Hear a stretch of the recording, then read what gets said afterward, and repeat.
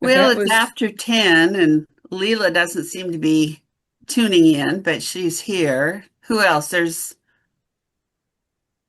not too many People are gone. Yeah. other people. So I guess we should get started.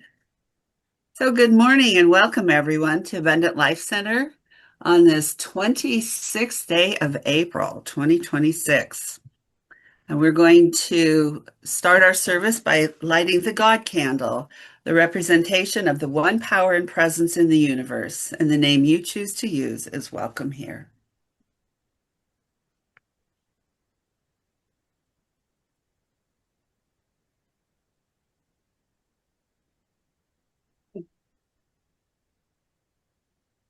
And so now we'll start with our guided visualization. If you want to just settle in and put your feet flat on the floor and get comfortable.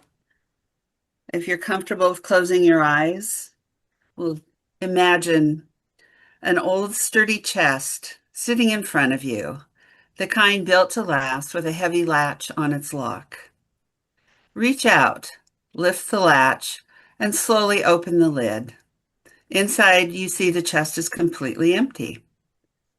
Now picture all of your worries, desires, and frustrations, everything that weighs on your mind or pulls at your attention. One by one, place them gently into the chest. Take a moment to be sure you've left nothing behind. And when you're ready, close the lid and turn away, leaving the chest behind you. In front of you stretches a breathtaking view, the vast sea from the edge of a high cliff. Hmm. Feel the fresh air, hear the sound of the waves, and take in the peace of the open horizon. Now open your eyes. You are calm, present, and free.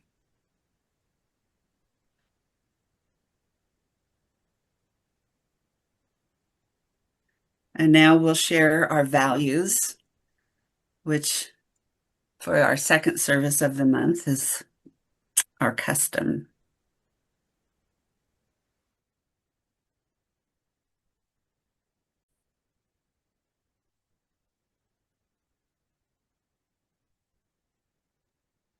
Our values.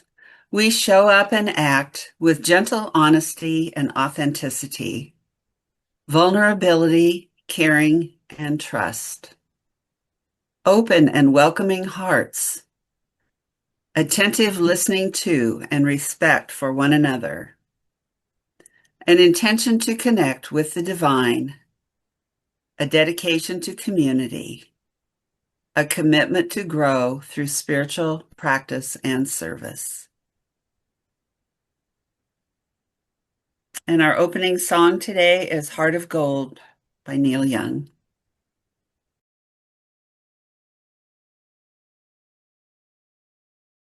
That's a nice lead in to our own Cindy Becker this morning, who's agreed to lead us in a discussion based on where do you get your guidance? And you need to unmute, Cindy. I should know these things. Um, well, I picked that song. I mean, it isn't, I didn't really resonate with it back. I checked on that. That was 1973, and Neil Young was 27 years old. And I just got the biggest kick out of he's saying, I'm searching and I'm getting old. He says that about 4 or 5 times in the song, and I thought that is just so funny, so ironic now. And now I just think it's just a wonderful, simple song. And I love harmonica because my dad played the harmonica, and somehow, I don't know, I just thought that song was just special to hear again. And it leads into or connects with what we want to talk about today, and that's guidance. And the song, obviously, the simple words, he's searching. And then there's a part in it that says, I think it says, you keep me searching. I'm like, who's the you? And is he looking for his own heart of gold? Is he looking for somebody else's? Cheryl, you, I just noticed the meditation. Was that going to be an intro or during the talk or what? yes, I'm just wanted to Okay. comment. I'm Yes, sorry. but thank you because I actually forgot that I part. didn't mention it. I'm sorry. Oh, yes. The selection, I found some music. I think it was titled something like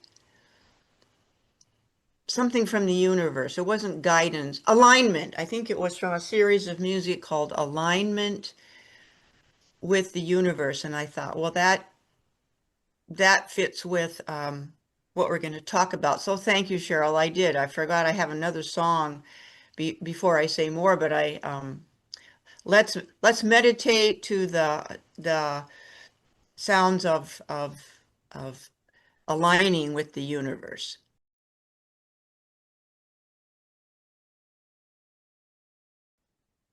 There, I remembered. Unmute. Um, so that was just, I should have mentioned while that was going on to be thinking about the ways you're guided, what you use for guidance, but I'm sure that will just pop into your heads pretty easily. So uh, that was one of the ways, obviously, that people line up um, or resonate with or unite with a power that's greater than they are.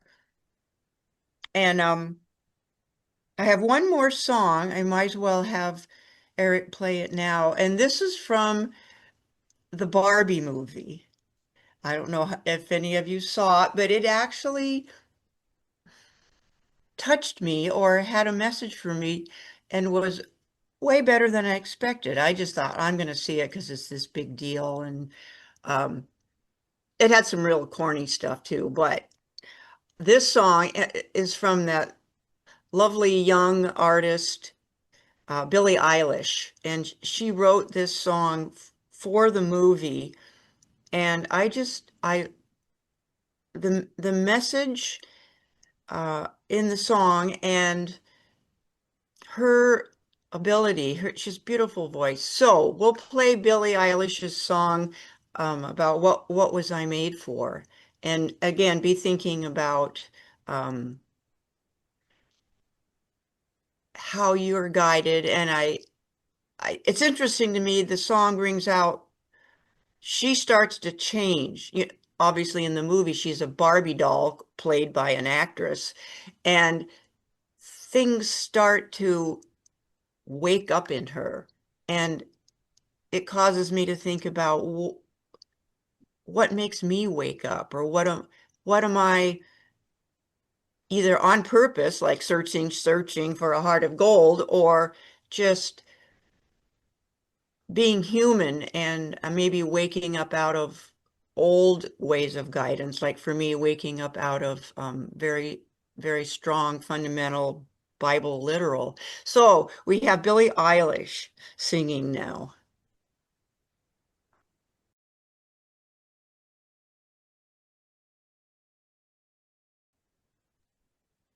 I just love that song. And even the opening line, I thought fits with mm, maybe why in our life we start looking for guidance. Where she says, "I used to float, now I just fall down." And in the movie, she comes floating down out of her upper apartment, floats down with her little dress flowing out, and then now she says, now I just fall down. And I thought that feeling is interesting to me because falling down when you used to float, at least in my case, it affects maybe where I'm trying to get the screen put me a big face in the middle and I'm looking for the gallery. Oh, there it is.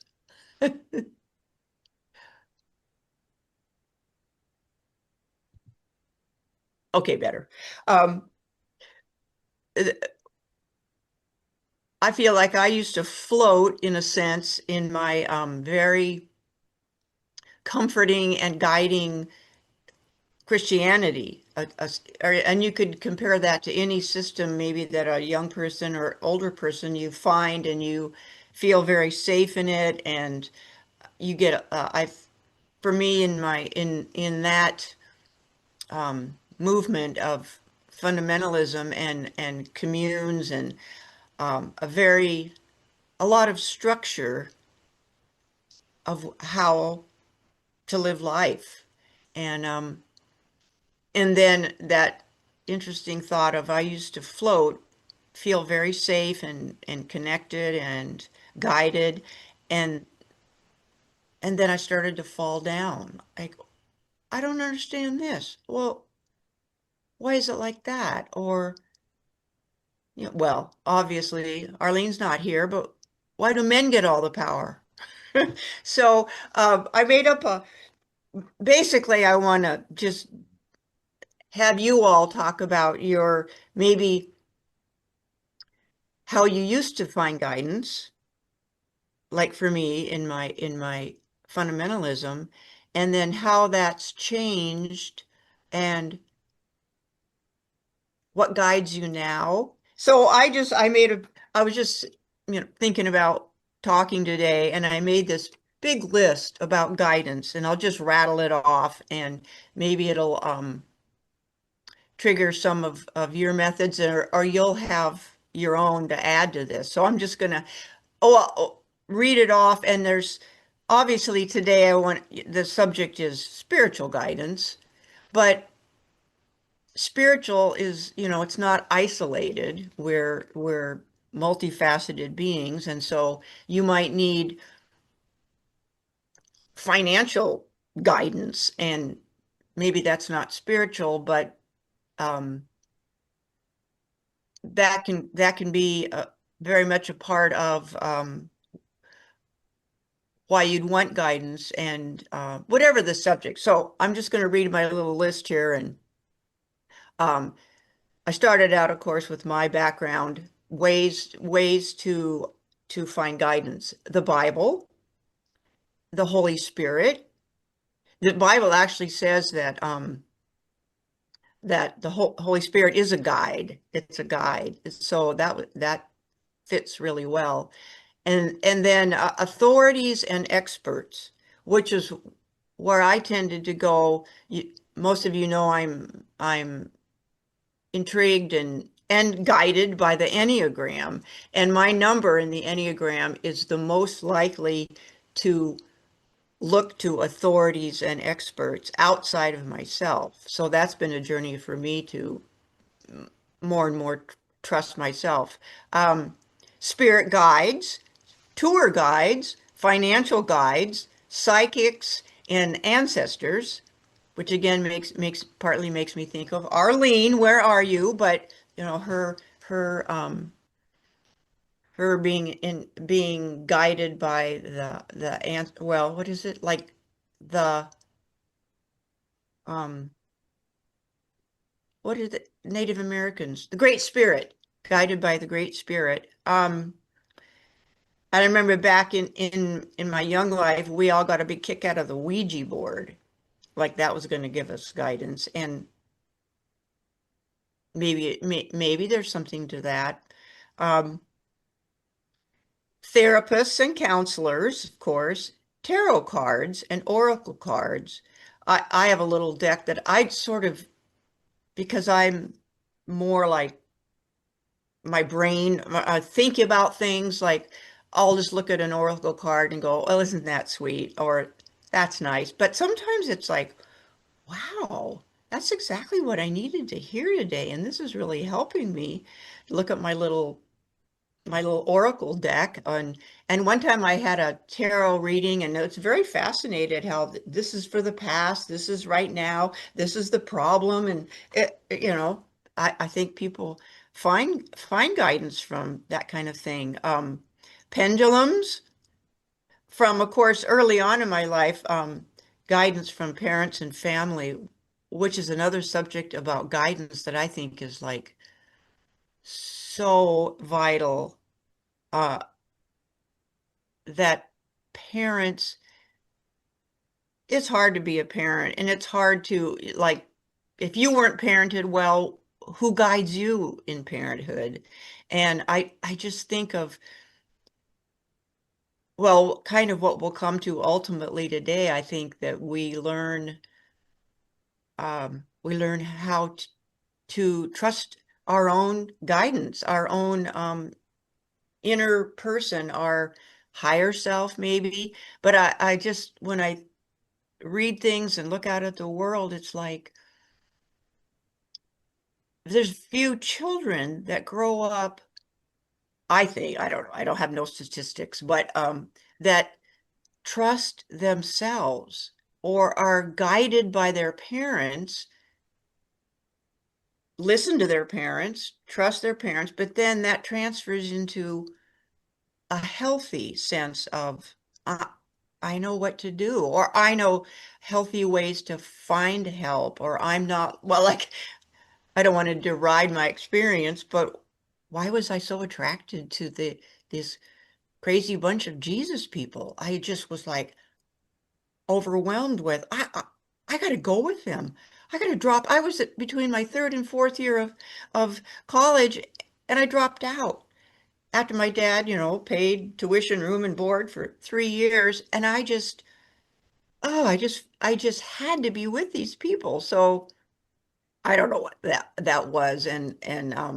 But I just kind of think the role of early on guidance and then learning like, oh, I can trust myself. I can be drawn to um, something that's healthy for me. All right, I'm already not getting through my list very fast.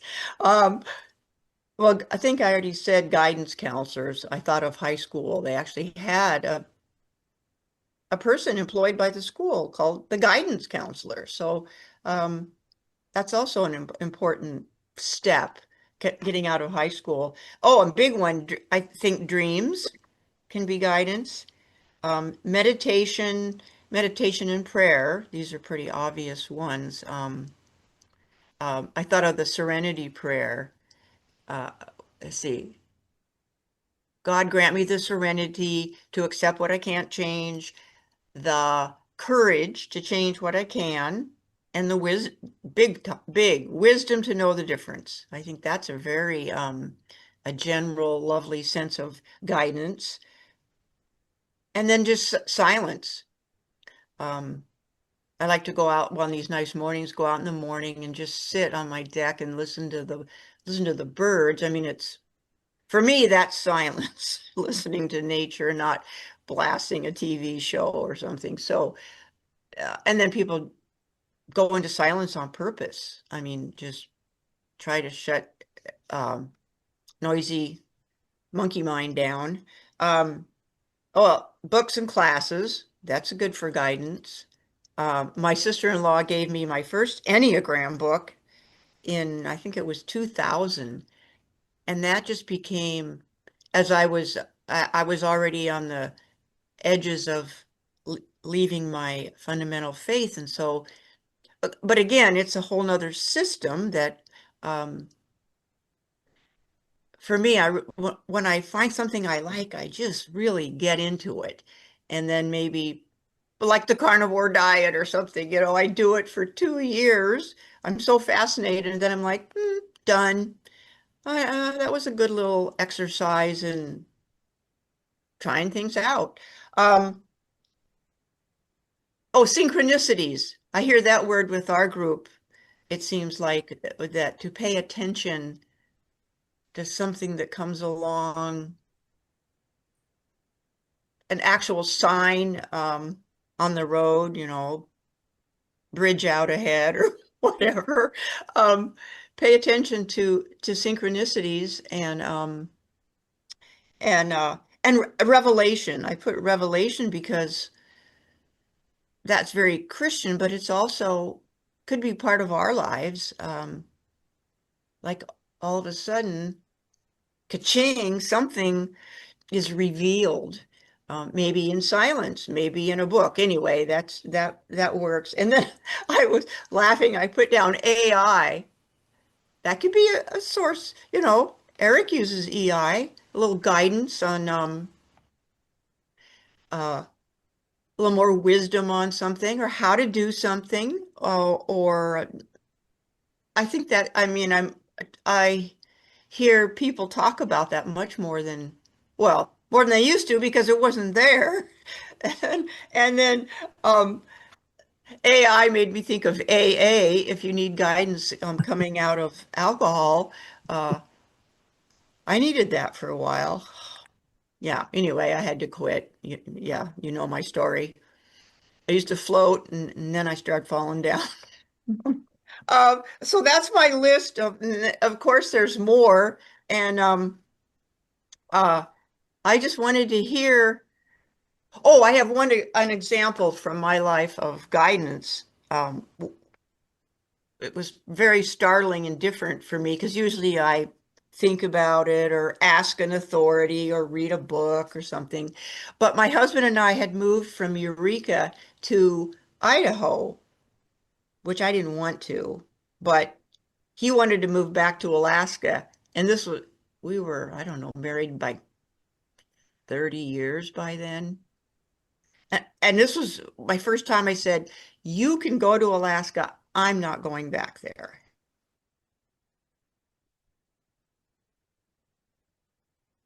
Like, I'm not going. And he goes, well, my second choice is Idaho. And I go, well, my choice is Vancouver, Washington, because I had friends up here. Gospel Outreach had a church here, and it seemed like a lot of gospel outreach people moved up here. And I thought I'd have friends, which is important. And so, well, guess where we went? Well, we went to Idaho, and and he got a job at the bus company, and we lived kind of way out of town, way out in a little suburb of Boise. And so we started looking for an apartment or a home, a house to rent closer to the bus garage. And it just turned into a fiasco. Like, we found this apartment, we really liked it, and there was one couple ahead of us, and they took it. And then we went to this other house, and it was really nice, but in my mind, we couldn't afford it. And we got in a big argument over it. It was just like, the doors just kept obviously closing on trying to get move, which made total sense to live closer to the bus garage. So, and he was driving school buses in the morning and in later in the day, and sometimes he'd come home in midday. So one day he comes in the house where we were, and he just blurted out. It was out of like, what? He goes, we might as well just move to Vancouver. And it was the lighting, I swear, and because I'm kind of woo-woo, but he's not. He was not woo-woo at all. But the lighting in the room changed. Oh, It brightened, just like, like those three-way bulbs. Doink, doink, doink. And I looked at him and I said, are you seeing this? Are you feeling this? And he said, yes. And from that moment, we started our plan, our move to Vancouver. And of course, I thought it was great because that's where I wanted to live. But what was it? I mean, back then, of course, I thought it was God, the Holy Spirit. It was an affirmation and guidance. And I just wanted to share that because that was a very dramatic one, very dramatic. And I still look at it like, what was that? That was really cool. Because here I am with all my new friends. So, so I would like open it up that you would please share either how you used to feel guided or how guidance changed or just what you do now. Um, or I'll keep talking.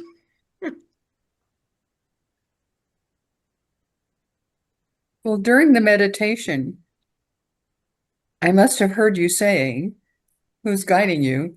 And so I started thanking all the entities that have ever helped me with anything. And they're called the guys, whoever you are.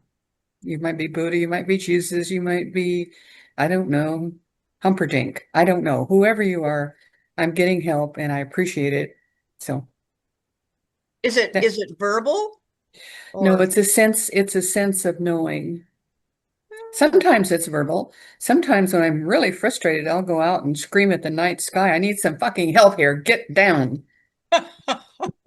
And then something comes up. It comes up sometimes in a dream, and I do get guiding dreams. Yes.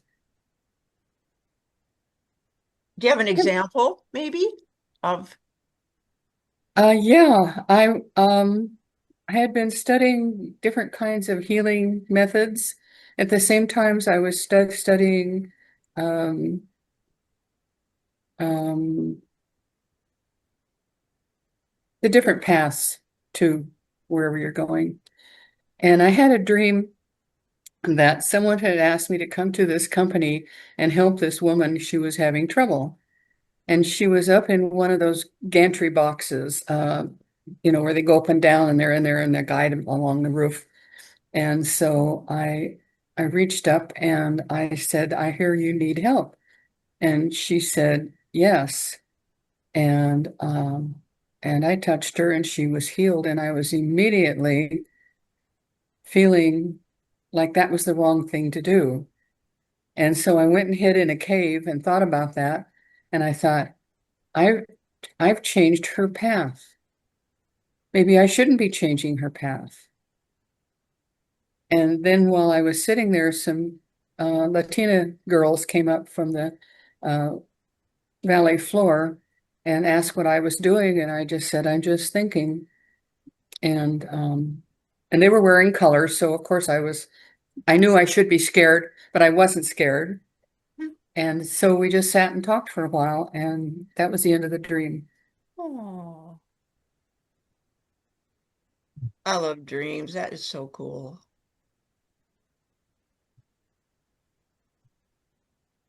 Laurel.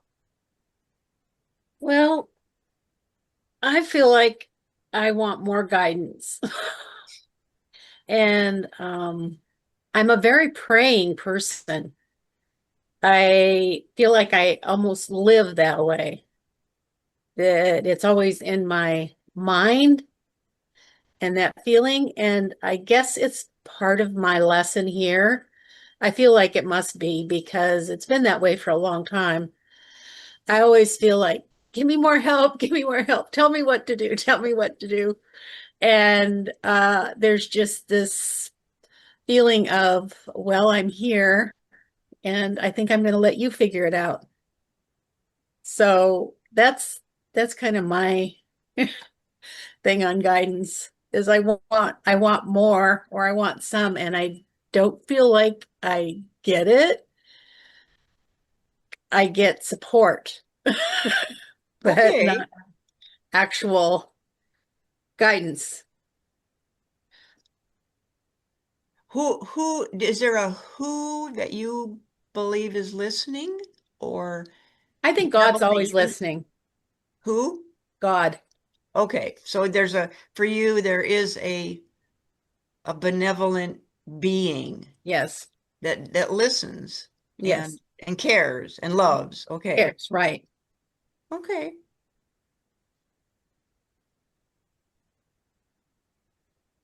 Anybody else have that? Okay. Well, I, there were times in my life where I prayed often. It doesn't happen much anymore. Um, I've followed all sorts of different teachers. I took so many different classes. I learned so many different modalities. And in the end, I finally realized that the answer wasn't outside of me, that Mm, the answer was within me. And the guidance now that I follow is what feels right to me. But mm, there was one time when I clearly heard stop that guy, he needs direction. And that was the day I stopped Eric on the street and talked to him. But the voice in my head said, stop that guy, he needs direction. Oh my gosh. So, so, um, you know, who was I to tell this guy where to go? But This was your I, first time what the like day I meeting met, him? when I met him, Okay. he passed me, we were walking down the street. He was walking behind me and a friend of mine, and he passed me and was a little bit ahead of us. And I'd noticed as he walked by that he was carrying a guidebook called the South American Handbook. So you also get direction from guidebooks. But he was, and we found amazing things in guidebooks. I knew he spoke English because it was written in English. You couldn't tell where he was from. He was a white guy, he was European, and in Ecuador they stand out. But so I nudged my friend and said, "Go catch up with him. Stop that guy, um, because he's It looking needs for something. direction. Go help him." And so my friend ran up and stopped him. Anyway, Eric can continue the story about what he heard from his guides when he got to the town where I lived. Oh, yeah. Well, before that, when I passed them, I'd never seen these people. I passed them and I had one of these just weird feelings. It was just a second or two, and I just shook it off and I just kept walking. Just like an energy that takes over, and it wasn't a message or anything. It was just an energy. But then, when after we met, she gave me where she was because I mean she knew that a lot of tourists would go into to visit her town where she was living, and I said, okay, well, take the address. You never know. And then I went to this town and it was okay. I visited a little bit, went to a couple of things. And at that point, I felt like, well, I could just keep going and really no big deal. But then I went to a church, and I got a message that says, "Go and see her. She'll be good for you." Ah, So How did you get the message, Eric? I was very, very connected at that time because you spend so much time alone. I wasn't travel with anybody, so I was very much in contact with the spirit part of me, and that just came to mind. It wasn't another message, just came to mind. So I went to visit her, and 4 years later, Here we still, are. yeah. Oh, I love it. Yeah. But so now at this point in my life, I'm not necessarily seeking guidance from outside myself. I I do what feels right. Do what I don't know. I guess I'm stuck in neutral. Mm, Mm, Well, that sounds good. It yeah, sounds maybe good to me. my experience is a little bit, it's progressive, more like it. When I was, a kid and a young person, I was I would say pretty smart. I understood things. I got physics and math and stuff like this, and did higher studies, and I was using my mind and my ego to achieve what I wanted to achieve. And this was the guidance system that I had. As we came to America, I started feeling that there was just something else that needed to be around, something that I didn't understand. But I had a feeling already because when I traveled in South America, like I said before, I was more in contact with spirit, or I called it my inner voice, my little voice that I had communication with when I was traveling. And this kind of disappeared as I had a job here in the U.S. and a family, and we were busy. but still had a feeling that there's still something missing. I could not identify it. Kay was pretty much into the spiritual stuff, into reading Course in Miracles and other books, and I didn't pick them up. But at one time we went to a workshop that was recommended by Kay's sister, Carol, and uh, and it's called biogenesis. It's about energy tools. And this started to make me curious about that. We also met some interesting people, and we started to have more contact with them. And I started to learn dowsing and started to understand that I could have a communication with spirits through dowsing, asking a question, I get an answer. And yeah, you got to trust the answer. Even so, you could say, well, I could be wrong. Well, that's your ego telling you that, right? I could be wrong, but the answer could be right as well. So you start using it and you trust it more and more. And I use it for doing purchases. A bigger purchase, I douse it before and see if it's a good fit. And if it's a good fit, buy it. If it's not, then not. But if you ask, then you got, at least in my set of values, uh, you got to also act on it. It's one thing to ask, it's the other thing to just ignore it. And if you don't keep on ignoring the guidance, then you won't get guidance. As a matter of fact, it will just be whatever. But so I got deeper into that, got into meditations.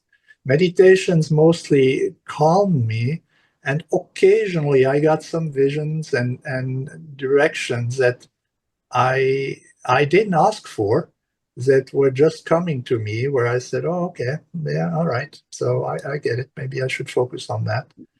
And then you had all these synchronicities. When I was ready for something, this something came to me. It came to me in form of a book, in form of and when I picked up the book and it resonated, and you can feel it. It's like, wow, this is funny. I should read that. Why? You could have 20 books left and right, and none of them triggered this resonance, but just this one, right? So you go for it, you read it, and it brings you a step further. And I do that with YouTube videos. I just scroll through them, and suddenly I get stopped. And I said, "Oh, okay, maybe I should listen to that." And uh, and so these synchronicities, they happen all the time. And I'm not asking for them. They just coming based on some guidance that I slowly start to understand. At this point, my understanding is that there is a government or a governance system that exists, an organization in your energetic organization.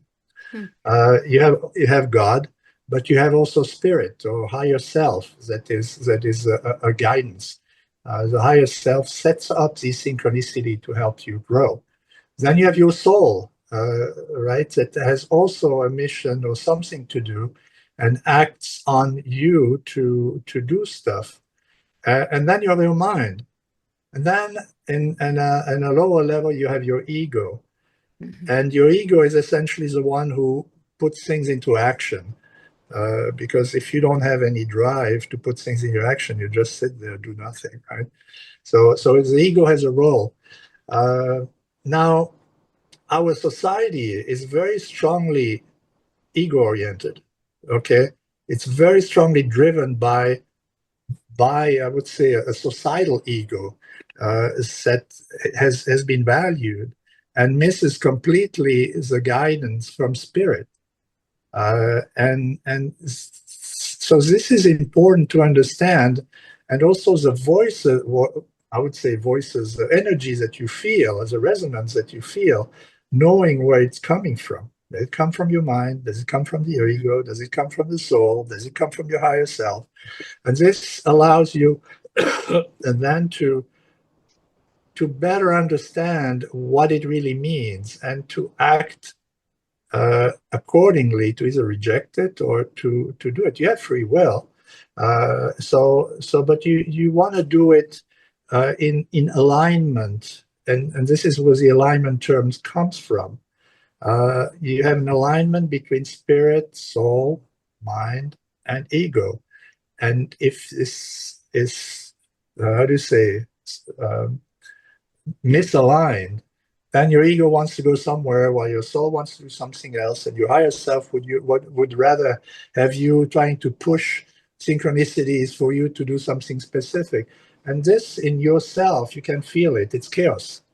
It's when your mind and your nervous system are not in accordance. You can feel it. You know, where you feel something is wrong. You can't exactly say what it is, but it just feels wrong. And so it's paying attention to these signs that help at least for me, guidance. I still does. I still feel resonances, and I still follow these threads that may need to nowhere, but I may not understand it now, but maybe in a year, 2 years, suddenly I say, oh yeah, oh, this was interesting.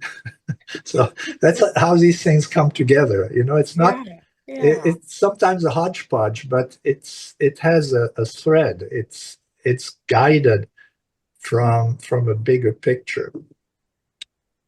That's Wow. I really like how you put that all together about we have these, I guess I wrote down spirit, soul, mind, ego. We have these parts of us that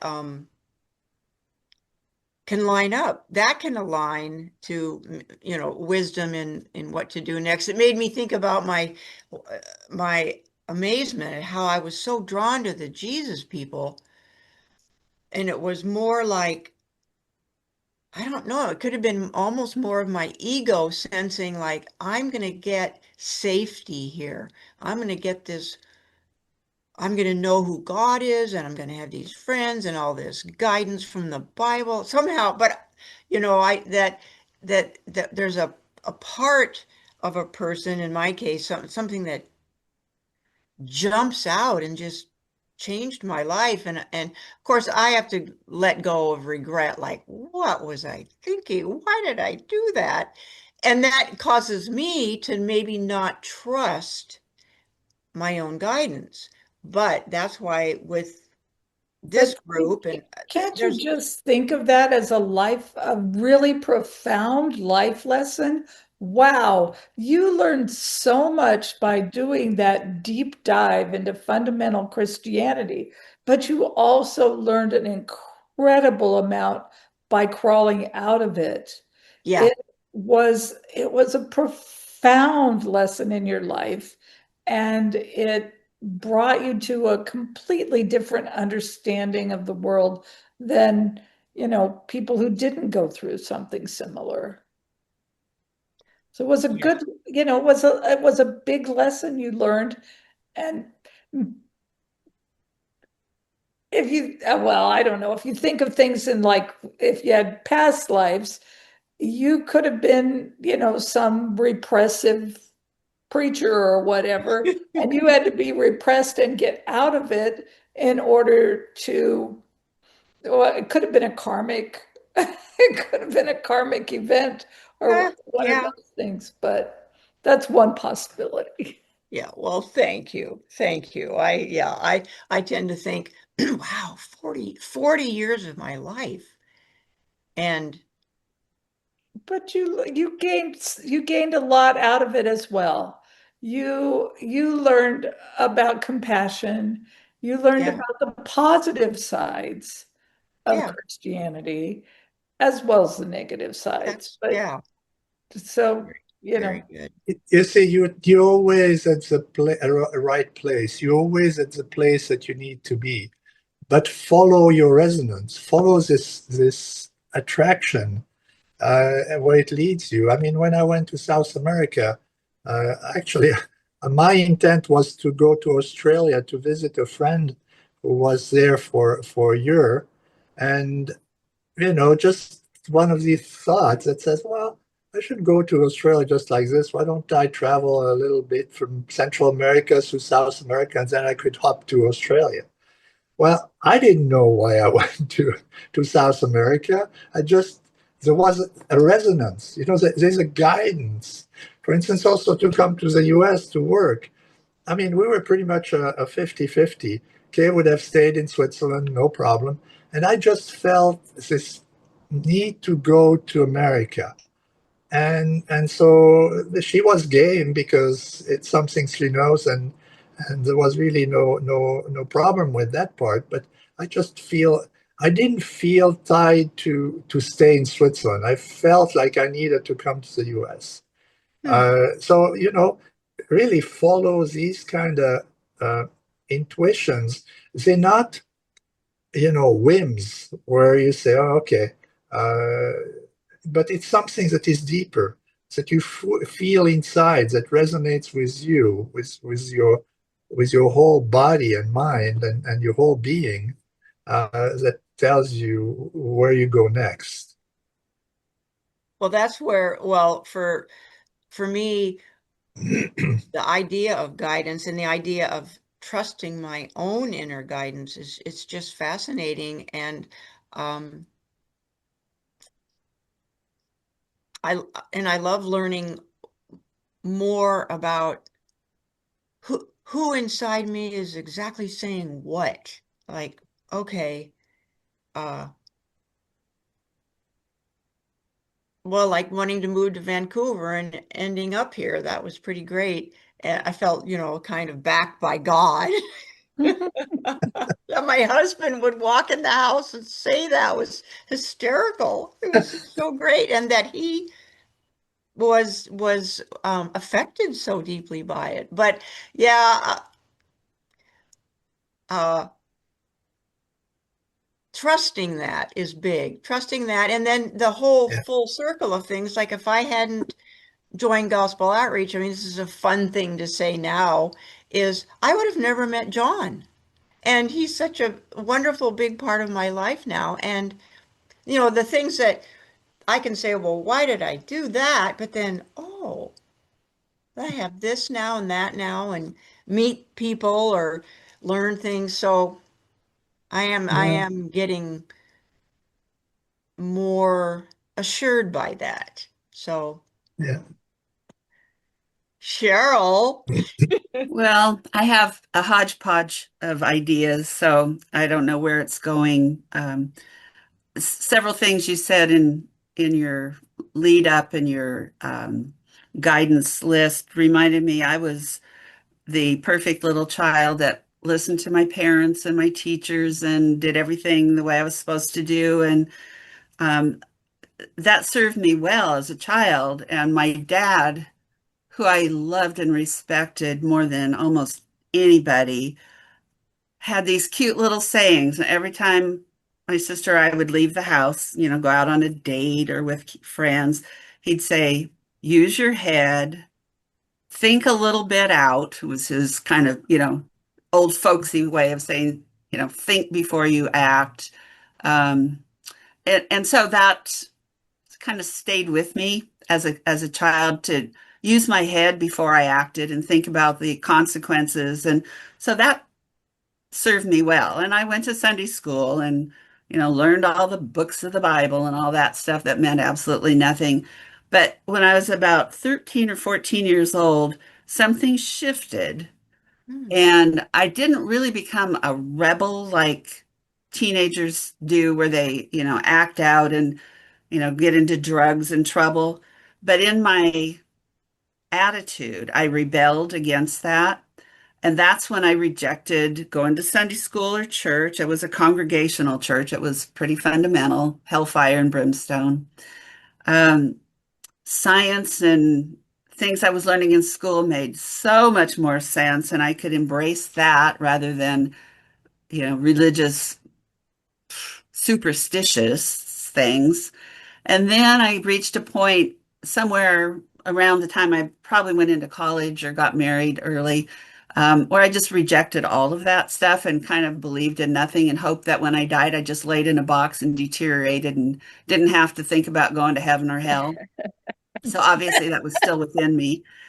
Um, and all through my first marriage, there was, Oh, no exploration or questioning, but a divorce will bring amazing insights.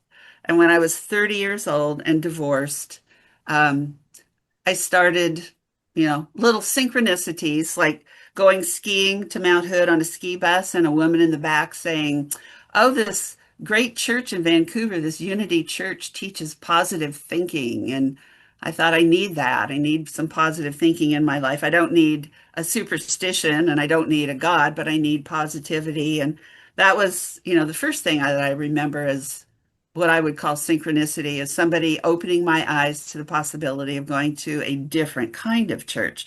And the day that I went to that church over in West Vancouver, when I walked through the door and heard what they were teaching, it was like, oh, I'm home.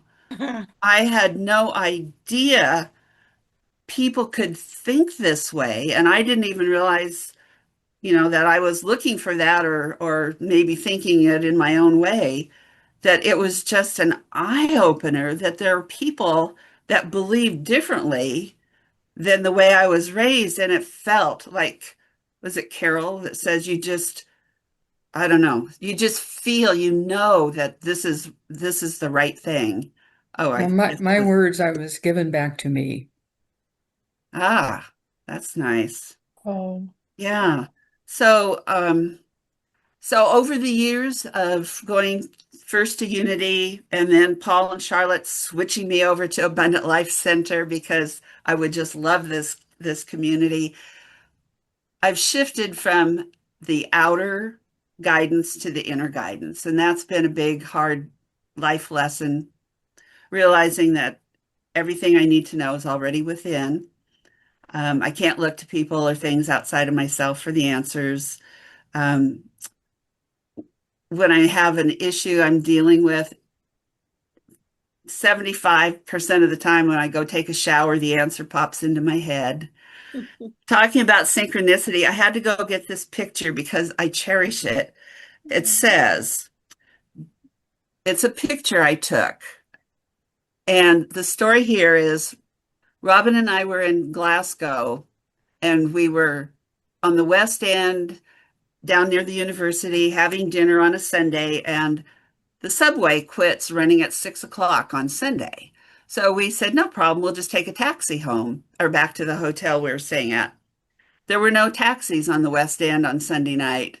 There was nothing except students and, a few people. But so we ended up having to walk 2 or 3 miles back to our hotel. And this sign was on a poster as we were trying to figure out what to do. And it said, "Wanted to let you know on your travels today, everything is going to be okay." Oh. And when I read that, I just knew that was the answer from the universe to me. And I took that picture and I came home and I made a copy from my phone and I posted on my refrigerator where I see it every single day. And it's a subliminal message that I just know I'm being guided. I've always been guided. My psychic, now I forgot her name, went to a psychic fair in my 30s, and I've shared this story before, but she said, "You are guided, you are protected.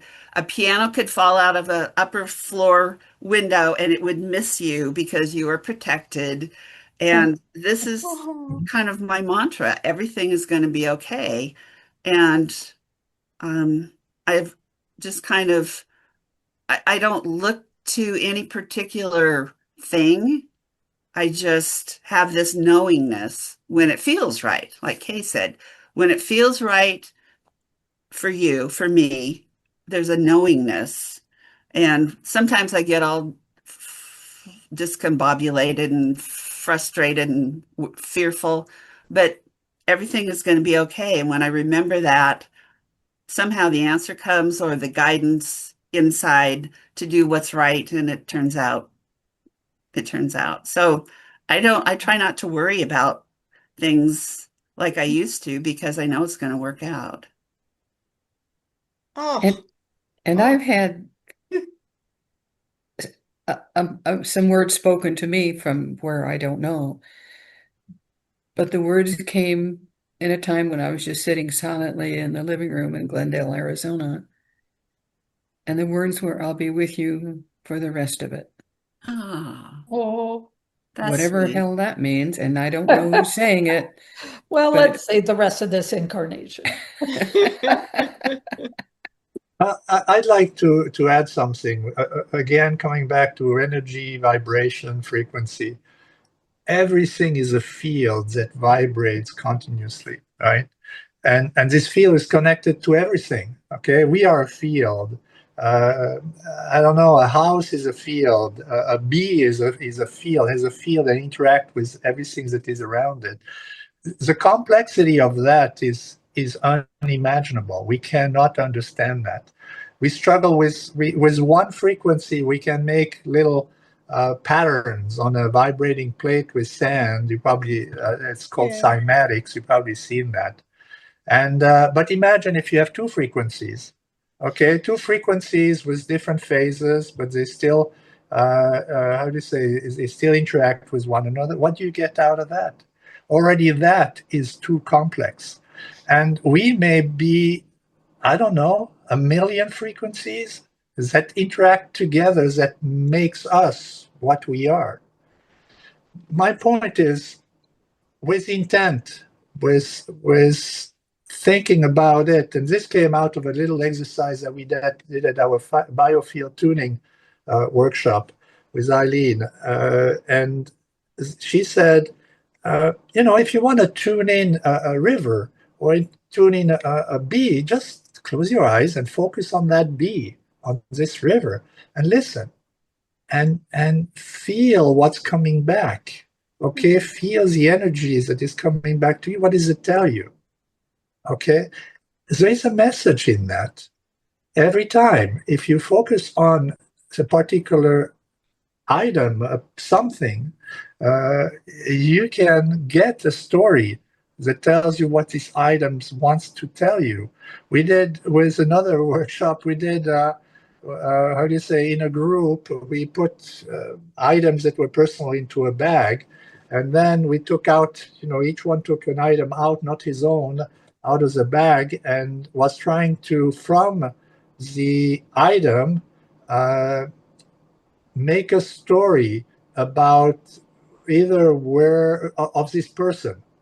And it was amazing how accurately we could come up with a story just based on the vibration of the object and the vibration of the person.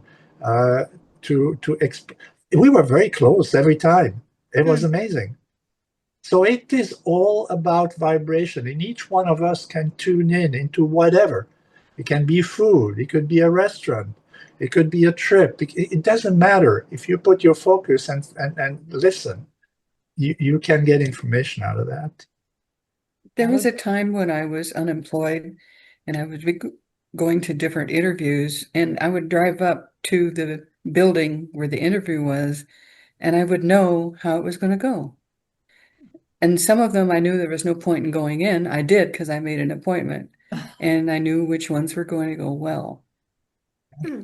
So Yeah. just a feeling. Cheryl, your photograph reminds me of one of my favorite sayings that I heard first in the most fun movie called The Best Exotic Marigold Hotel. Is it will all be all right in the end, and if it is not yet all right, it is not yet the end. Ah, And Oh, that I like is that. my favorite that's good. favorite philosophy of life. Yeah, the second favorite is we're all gonna die. Yeah, well, that's yeah, nothing is what I say. Nothing's that important because we're all gonna die.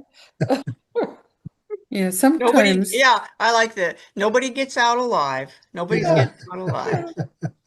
yeah, sometimes when I'm with somebody and we're arguing and we're both very adamant that our position is right, I say, yeah, in 10,000 years and then now nobody will even know or care. Probably in the next week, nobody will. Right. Oh gosh. Well, I'm noting it's interesting to me. A lot of people talk about feeling feeling or like resonance or some, where something feels right or wrong. And I can remember back in my Christian days, somebody gave a teaching on your feelings are not important. Your Mm, feelings are the caboose of the train. mm. That's where your feelings go. And at the course, the engine of the train was God or Jesus or the Bible or your elders or your well, I would say it's now I realize that's more like what's coming from your head, what is advised as like Christian duty or obedience.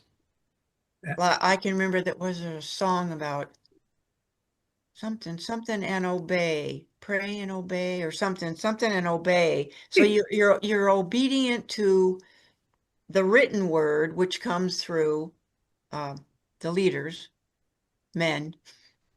But but Oh, you had that men thing going, huh? yeah, well, it's kind of sad to me that Christianity, like, well, I go off on the tangent, but um, my husband was already, I guess I would say, in his childhood that men are. This is what a tough guy, leader, strong man is like, and so when he came into Christianity, he found that that he could wield that power. And anyway, it just didn't help in his case to be a strong my way or the highway kind of guy. So, um, but the train of feel with the cabooses feelings, maybe that's why that Barbie song gets me because she talks about I want to feel or just quite a bit about as she's waking up from being just something you paid for, just a doll, and she's starting to have feelings. And that was really important. And I think, like when I think of myself, the Enneagram, we have head, heart, and gut guidance, or like Eric was saying, those parts of us that align. And my safety and my sense of what's guiding me is my brain. My brain is the head thing. And I want to learn and books and I mean books are and movies and videos and all. It's good for everything. But I've learned that um, talking about feelings come a lot more from heart and what the Enneagram calls the gut, but it's instinct. It's that just I just know it's right. It feels right. So it's been fun for me, well, fun and very important to integrate these different inner ways of knowing, and for me not to be so dependent um, on well, outside authority, and to not value my feelings. Wow, I mean, my feelings, I was told that, basically they're from the devil. So You I'm see, really, I just appreciate everybody's sharing about their guidance and talking about feelings a lot. you see, the ego feels threatened when you talk about feelings, Oh, because take two people side by side watching an event happening, and they both gonna have different feelings, and they're both right, but the ego cannot take that because one of them is lying because it's not the experience of the other, right? So the ego is always threatened by that. yeah. I mean, I never like to think of myself as ego driven, but kind of like, well, I guess I could say making friends with my ego or understanding it or seeing how that's the part of me that just wants me safe. Mm, And Yeah. mm, that's not mm. safe. You can end up, being agoraphobic in your house, and tree falls on your house or whatever. I mean, there's so well, is anybody want to add anything to what they've said? This has been great. Oh, this has been so rich. Thank you for bringing this subject forward. It's interesting where it goes. You don't know when you start. When I really like I got to know you guys better. You know, I like to hear your stories, your examples, your like Kay and Eric, like Yeah. the guy needs direction. It's so cool. I want to know why, Kay, I want to know why you sent your friend to stop him and you didn't run up and stop him. I don't know. I don't know. I just needed my friend to go stop him. Go get him. Go stop him. Okay. And she did it. That's Oh, great. it was a guy. It was a guy. Well, Oh, the oh, funny as a part, guy, that's different. Yeah. yeah, A guy can stop a guy more than a woman can stop a guy. yeah, Gotcha. the funny guy, I saw this, I mean, the part is, I saw this guy running towards me. I was like, what does this guy want He's going to from rob me? me. And then we talked a little bit, and I told him that I was Swiss. And then I felt like, oh, he was kind of suddenly not interested in talking to me anymore. And I didn't understand why. And it's only later when Kay told the story about him. Maybe you want to tell that. No, and then I said, so my friend's name was Tim, and I I asked him, "Gosh, why did you stop talking to that guy?" You know, as we started after Eric went his way and we went ours. I'm like, "You just basically stopped talking with that guy." He's like, "Oh, I used to have a Swiss lover, and I just don't like them at all." I was like, "Okay," because he Okay. was gay. And it was Oh, funny. Okay. All right, Cheryl. Well, thank you, Cindy, for bringing up such a great conversation piece today. You did fabulous. And thank you all for your participation and your own thoughts and ideas. It's so rewarding to hear. And so we'll close here with a song called I Am a Light. Woohoo.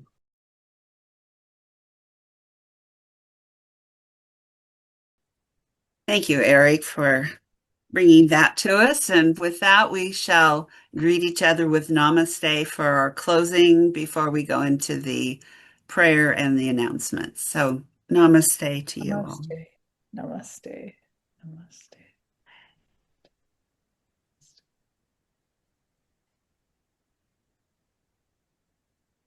And just as a reminder, we are an independent spiritual community, totally supported by your gifts. And we do send out a reminder on email so you can share your love with our community to further our good works in the community.